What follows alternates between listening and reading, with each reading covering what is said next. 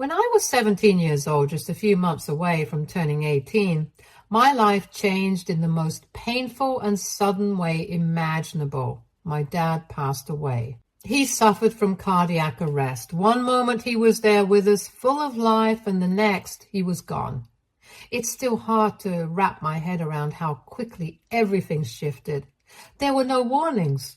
No gradual lead up to say our goodbyes or prepare ourselves emotionally. Just like that, my dad, the person who meant the most to me, was ripped away from my life. We shared an incredibly close bond. He was the one I turned to for advice, comfort, and laughter. So losing him felt like losing a part of my soul. After my dad's funeral was done, when we were still in the haze of grief, my dad's lawyer gathered the family together to announce his will. My dad was in no way a very wealthy man, but he had always worked hard for his whole life and had made the right investments. The lawyer announced, to the shock of everyone, that he had pretty much left everything to me. The family home also belonged to him, and he had signed over the deeds to the house in my name. At first, I didn't fully grasp the weight of what that meant, especially in the midst of dealing with the grief of losing him. But while I was still processing it, my mom was absolutely furious. The moment she heard that the house was now legally mine, she started to yell and loudly ask the lawyer to show her the will for verification. For context, my parents had one of the worst marriages in history. There was constant tension between my mom and dad, and it wasn't as though one person was to blame. Both of them had their flaws. They had originally gotten married out of love, or at least that's how they described it, but whatever love there was once had quickly faded away. Their differences started to grow more and more, and their love was replaced by resentment and frustration. Both of my parents were very career-oriented, and while you might think that would give them something in common, it actually drove them further apart. My mom couldn't stand my dad's success. This was because when she chose to have a child, it made her miss out on her career for several years. To be clear, my dad never forced her. My mom has told me several times about how she was unsure about becoming a parent, but eventually decided to get pregnant anyway because she didn't want to regret not having kids later in life. However, once she had me, she realized pretty quickly just how much she hated me. Not every adult should be allowed to become parents, and my mom is a classic example of that. I can still vividly recall moments when she would snap at me for the smallest things, whether it was not tying my shoes correctly or struggling with my homework. She made me feel like I was a burden from the very start. As a child, I could sense her disdain even if I couldn't fully understand it. I would see other kids with their moms getting hugs, encouragement, warmth, but all I got from her was criticism and coldness. My mom's frustration was her own life spilled over into how she treated me, and it was impossible not to feel like I was in the way. After she gave birth to me, my mom had to take several years off from her career because of pregnancy complications and health issues. She hated the fact that she couldn't work and pretty much blamed me. During this time, my dad was the one supporting the family, and he thought this would be the perfect opportunity for my mom to bond with me. But that never happened. Instead of using this time to build a connection with me, my mom stayed emotionally distant. She would often tell me and my dad how she wasn't built to be a mother and how she wished I was never born. As a result, my dad and she would have several fights where he would threaten to divorce her instead of taking her to see a psychiatrist. My mom would in turn threaten to take me away from him just to punish him for leaving her. Clearly, my mom resented how things had turned out, not only in her marriage, but also in motherhood. Often, my mother distracted herself by watching TV at home, zoning out for hours, or going out with her friends, leaving me alone without any care or attention. She didn't even bother hiring a babysitter most of the time. I was left to fend for myself. The few times she was around, she made it clear she wanted nothing to do with traditional motherly responsibilities. She hated cooking, and I can't remember her ever making me a proper meal. My diet mostly consisted of frozen foods, mac and cheese, pizza rolls, anything that didn't require effort. For a long time, that's all I knew. At the time, I didn't mind because I was too young to know any better, but now I have come to realize just how neglected I was. It wasn't just about the lack of homemade meals or the absence of a warm hug. It was the emotional abandonment that hurt the most. Very quickly, I learned not to complain about anything to my mom. Anytime I tried to express my feelings or needs, it would backfire. Instead of taking any responsibility or trying to fix things, she would just scold me and make me feel like it was all my fault. It became easier to keep my feelings to myself and avoid triggering her anger. I was walking on eggshells, constantly trying not to upset her, constantly trying to make myself invisible. That's the reality I lived with, and it left deep scars. My dad, in contrast to my mom, made me feel seen and valued. I wouldn't say he was the perfect parent. He had his flaws too, but he was definitely the better of the two. Unlike my mom, he actually enjoyed spending time with me, and I never got the sense that he was doing it out of some sense of obligation. He genuinely cared about being present in my life, and that made all the difference. As I started growing up, things changed in our household. My mom eventually went back to work, but she never quite regained the same prestigious position she had before she took time off. She hated starting from the bottom again, having to rebuild her career when she felt she had already paid her dues. In some ways, I could understand her frustration, losing years of career progress and feeling like she was trapped by her circumstances. But that didn't make it any easier to be on the receiving end of her resentment. When my mom resumed working, I ended up spending a lot of time alone after school. I'd come home, make myself a simple lunch, and finish my homework. It became routine, and honestly, I was used to fending for myself by that point. I had pretty much learned not to expect much from my mom in terms of emotional or physical care. But my dad still made an effort. On some nights, he would take me out to dinner, just the two of us. My mom never joined us. She kept herself distant, almost as if she were an outsider in her own family. During those dinners, my dad and I would talk about everything and anything.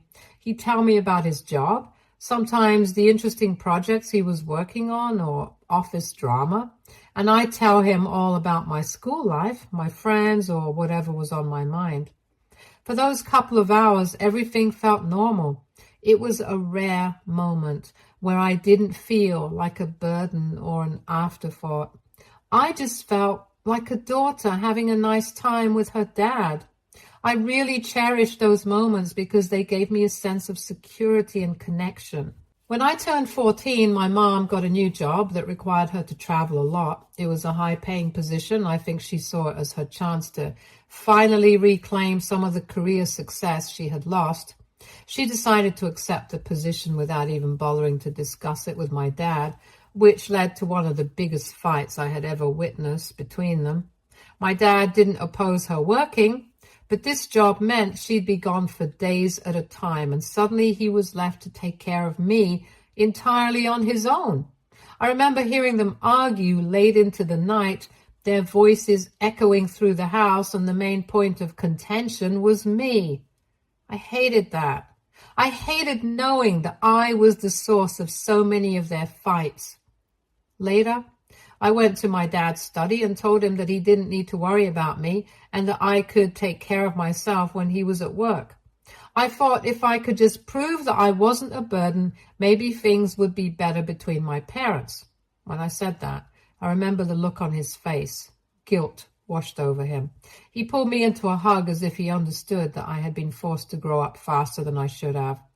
It was one of those moments where we both acknowledged, without saying it outright, how dysfunctional things really were. Soon after, my mom officially started her new job and she began disappearing for days at a time. When she was gone, the house felt quieter, almost peaceful. When she came back, it wasn't any better. She rarely spoke to me. When she did, it was like talking to a stranger. There was no warmth, no sense of connection. I'd see her come home exhausted, barely glancing in my direction, and then disappear into her room or back out with her friends. Even though we were physically in the same space, she felt a million miles away. It hurt. But by that point, I had learned not to expect much from her. By the time I turned 16, my parents' marriage was practically non-existent. They were sleeping in different bedrooms as if they were merely roommates. If you're wondering why they didn't just get a divorce and move on with their lives, believe me, I ask myself that question all the time. The truth is, I think they both avoided divorce because it was easier to stay in this detached, dysfunctional arrangement than to go through the financial and legal mess of separation. Divorces can cost a fortune, especially when it comes to alimony, legal fees, and fighting over child custody, which neither of them seem to want to deal with. Both of my parents were earning well, but the only major expense they really shared was my education. Aside from that, they barely spent anything on me. My dad owned the house, so there wasn't much they had to split financially other than the household bills. They didn't need to argue over material things. Each had their own car and their own groceries and lived mostly separate lives under the same roof. As for me, my dad would give me money every week, enough to cover my school lunches and groceries for myself. It wasn't a lot, but it was enough for me to manage, and I didn't really expect much more.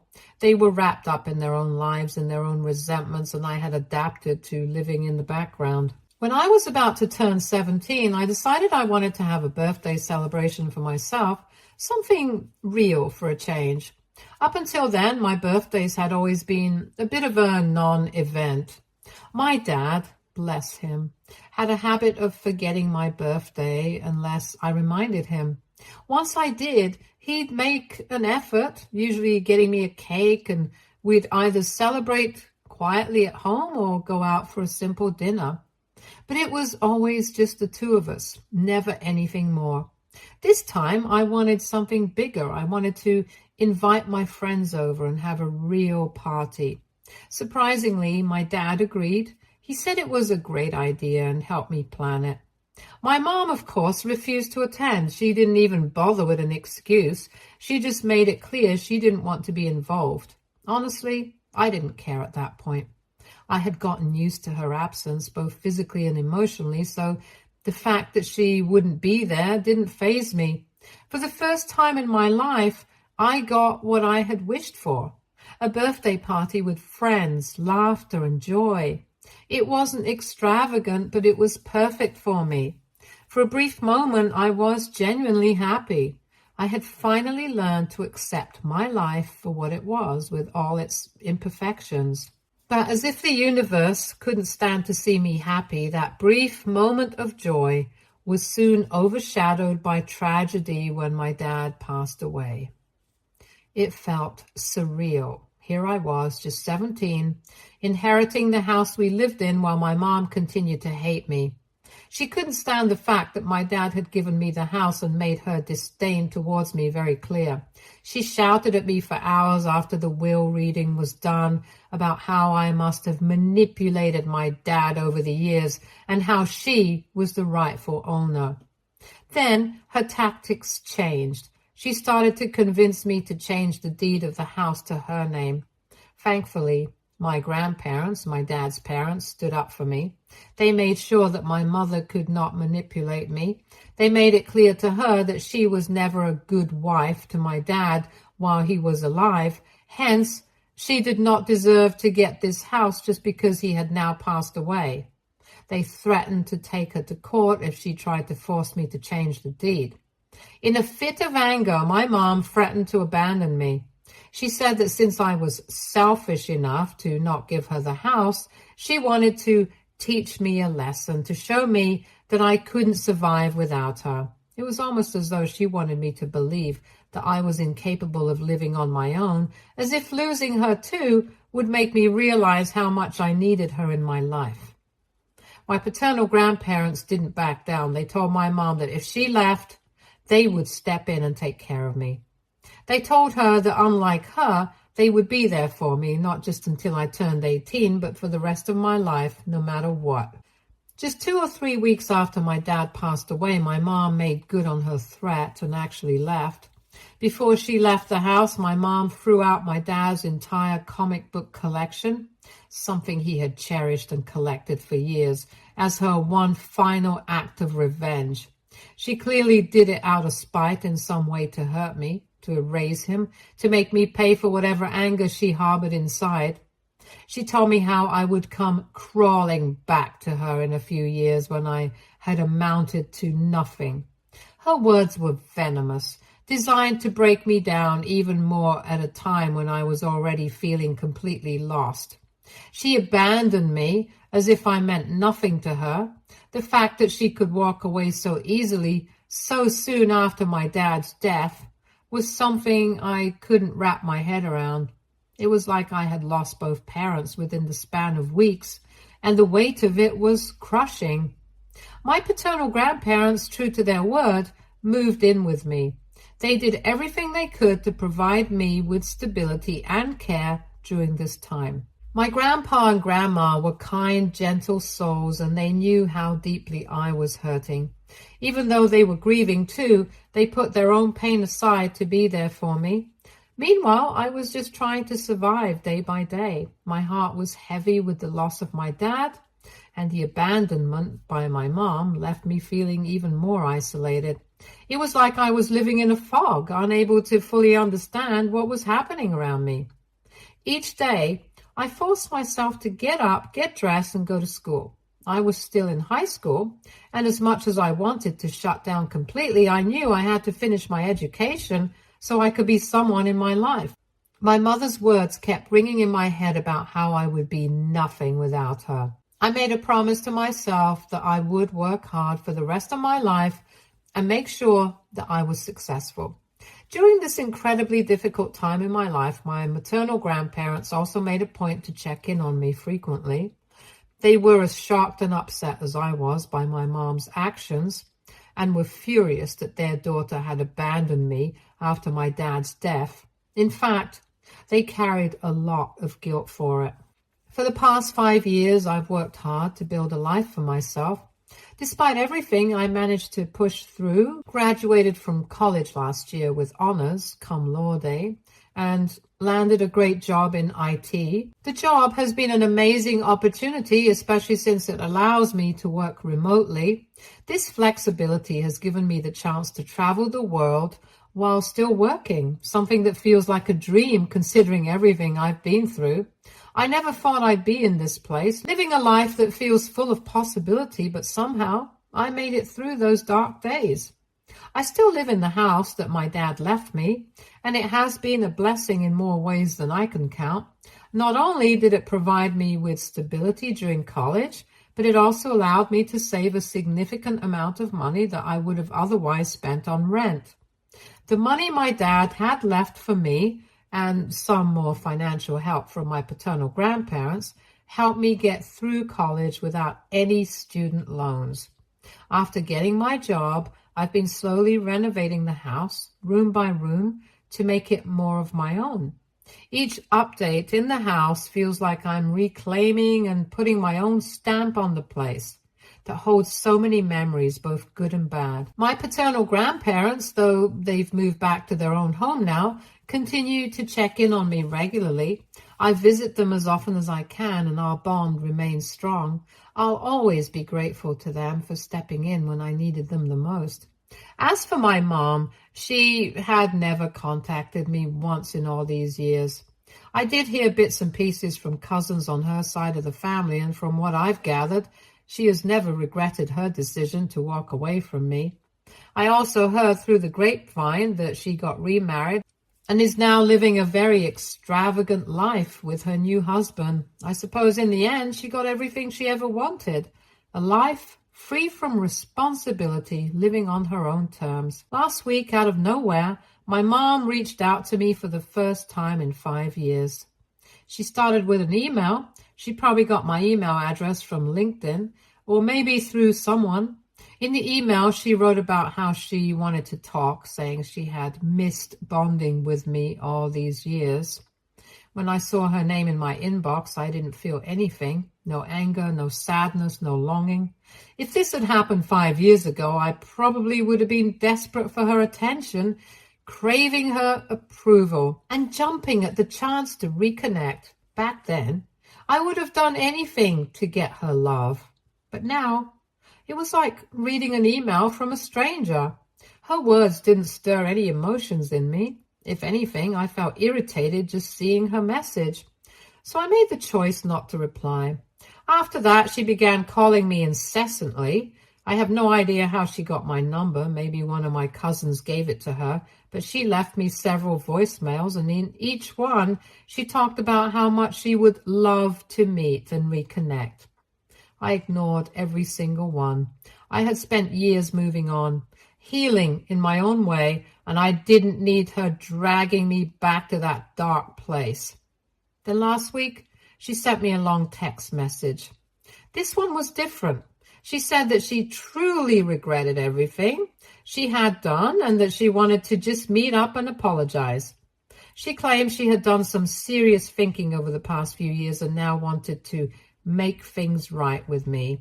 I would be lying if I said I wasn't a bit curious. After reading that message, for the first time, she seemed to be taking accountability for her actions, something she had never done before. I wasn't ready to forgive her, but I did wonder what had caused this sudden change of heart. Was she really sorry? Could she actually mean it, or was this just another selfish ploy to ease her own guilt?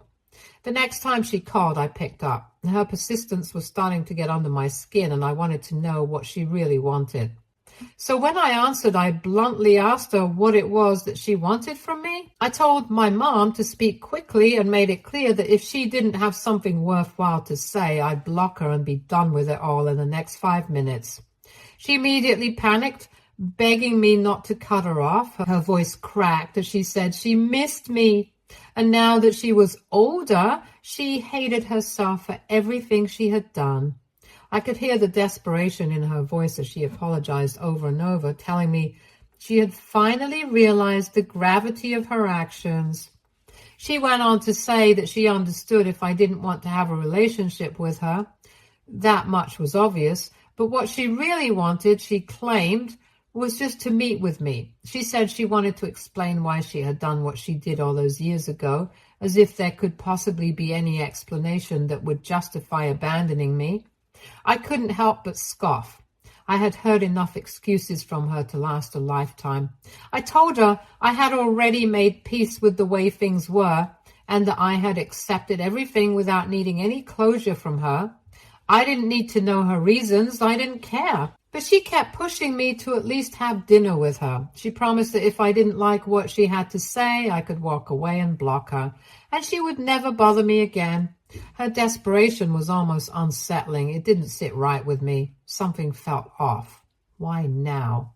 Why, after 5 years of silence, was she suddenly so eager to make amends?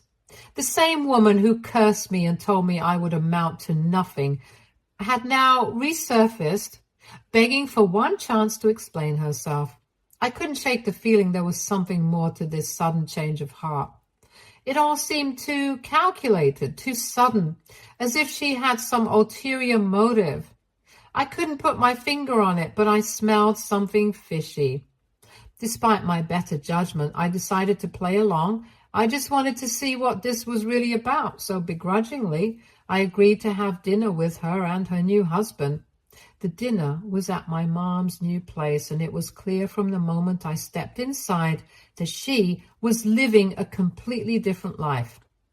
The house was incredibly posh, decorated with lavish furniture, expensive art, and elegant touches everywhere. Her new husband, Bill, seemed warm and friendly enough. He introduced himself politely, and we made small talk, but the whole atmosphere felt awkward, like there was this giant unspoken tension between us. During dinner, when I excused myself to go to the bathroom, I couldn't help but notice the bedrooms as I passed by. They were beautifully decorated, almost as if they were from a high-end catalog. What caught my attention even more were the photos lining the walls, pictures of my mom and Bill smiling together, traveling to exotic locations around the world. They seemed happy and carefree. Seeing that made me sad. She was never like that with me and my dad. I had never seen her smile like that with us. The contrast hit me harder than I expected, and I stirred up feelings I thought I had buried. As I was walking back from the washroom, I heard my mom and Bill talking in low voices. They hadn't noticed I was coming, so I paused, curious, trying to listen to what they were talking about. This is when I heard my mom telling Bill how much she hated seeing me and how much I reminded her so much of Dad. My stomach dropped. Bill was trying to console her, but she just kept going, complaining that she wished she didn't have to go through with this whole dinner. Impulsively, I pulled out my phone and started recording. I don't even know why. Maybe it was just a reflex, like part of me wanted proof of how vile she really was. Maybe I thought I'd watch it later to fully process what was happening. Either way, I hit record. That's when I heard my mom tell Bill that if it weren't for her parents insisting that she reconnect with me, she never would have reached out. She went on to say that she hated her parents for pushing her to do this and that she was only going through the motions to secure her inheritance from them because of their conditions. Hearing her say those words, hearing that this dinner, this whole charade, was just a means to an end for her, made everything click. It all made sense now. My mom hadn't suddenly developed a conscience. She hadn't done any deep reflection, and she certainly didn't regret abandoning me. My instincts had been right all along. I stood there for a moment, frozen, my heart racing. I had suspected something was off, but hearing her say she hated being around me, that she didn't want to be doing this, cut deeper than I thought it would. After all these years, after everything, she was still the same selfish person who only cared about herself. I turned off the recording and walked out. The moment she saw me, she fell silent. Without saying a word, I thanked Bill for dinner and headed for the door, ignoring my mother as she kept calling after me, asking why I was leaving so abruptly. Later, she messaged me, accusing me of embarrassing her in front of her husband and wishing I could be more open with her, because after all, she's my mother. I'm absolutely furious with her and haven't texted her back. AITA for walking off in the middle of dinner after what I heard my mother talk about. Update 1. I want to clarify that the reason I didn't confront my mother right then and there in her house after what I heard is that I've always accepted her for who she is. It didn't really surprise me, to be honest. I knew she had an ulterior motive all along, and I was right. I'm actually glad I met with her and got that recording. I plan to confront my maternal grandparents with it tomorrow and get to the bottom of things. Update 2. So I met with my maternal grandparents and shared everything with them. At first, they were pleasantly surprised that my mother wanted to reconnect with me. But once I played the recording of her telling Bill that her only motive was the inheritance, their expressions quickly changed. My grandfather looked furious while my grandmother apologized to me. She confessed that they had been discussing their will recently and had made it clear to my mother 2 months ago that they didn't want to leave anything to her because they were too disappointed in her after she had abandoned me. Instead, the inheritance would go to their older children. My mother had begged them to reconsider, and that's when my grandfather told her that if she reconnected with me, she could be included in the will. In her desperation, she had decided to reach out to me. I shook my head as my grandfather awkwardly apologized and said he thought it was a good idea at the time. He told me he believed my mother had finally matured after all these years, but clearly he was mistaken. I told him not to blame himself, and that he and my grandmother should have known better. My mother is just self-centered. Thankfully, I wasn't fooled and caught her right at the start. My grandfather promised me that instead of giving my mother her share of the inheritance, he was going to give it to me instead. Update 3. After my talk with my maternal grandparents, it wasn't even a day before my mother called, screaming at me. I hadn't blocked her on purpose. I knew this was my chance to get my revenge on her and unload everything. She yelled at me for exposing her to her parents and claimed I should have talked to her first. She said I had no right to confront Grandpa and threatened to ruin my life. I couldn't help but laugh at her words and reminded her firmly I was no longer the child she had abused and abandoned all those years ago. I asked if her husband knew exactly what kind of woman she was or if I should send him an email detailing everything she had done to me over the years. She fell silent at that. I told her I still had the recording from dinner where she confessed her true motive and that I wouldn't hesitate to expose her publicly to all our relatives and cousins if necessary. She backtracked, insisting that I should have at least some respect for her as a parent and not threaten her since she was the one who gave birth to me after months of suffering. I scoffed and reminded her that it was her choice to go through that, and she couldn't keep holding me responsible for it after all these years. I declared that I was done with her manipulations and that she needed to stay as far away from my life as possible. Otherwise, I wouldn't hesitate to ruin her life by exposing her truth to everyone. I've since blocked her, and I don't think she'll ever dare to contact me again. Stay tuned for more stories from Argo Relationships.